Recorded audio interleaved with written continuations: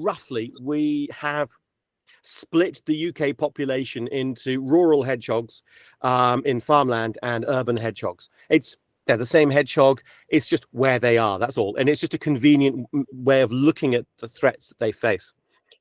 In our rural landscape, the main thing is loss of food. I mean, you are probably well aware of the catastrophic decline of macroinvertebrate fauna, so the flying insects, the flying bigger bugs and beasts.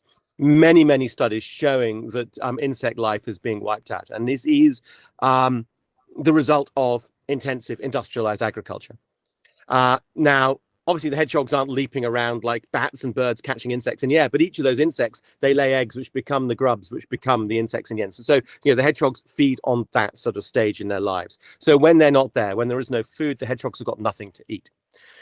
They also face an environment. The hedgehog, they're an edge specialist. So the bigger the fields, the wider the areas, it's harder for them to move through the landscape because they tend to go to the edge. In the UK, they have a complicated relationship with the badger.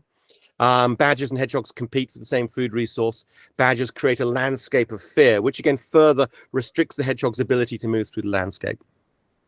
So in the farmed landscape, those are the main issues. Principally, it's down to loss of food and loss of habitat. And in the urban landscape, it's down to the fragmentation of what remains. So, well, suburban, I should say, right in the middle of cities with lots of concrete. Obviously, hedgehogs don't really find much to eat there. Yes, foxes may make their home in there, but hedgehogs aren't quite as agile as them. So the hedgehogs find themselves in suburbia, where we've got gardens backing onto houses next to parks. And this is great, but there is a tendency to chop these things up into smaller and smaller blocks.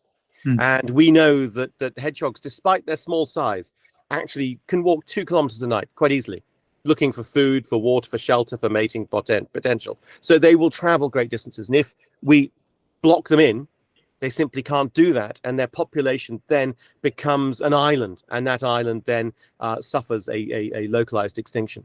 So, yeah, sorry, a very long answer, but it's us. Those are the problems.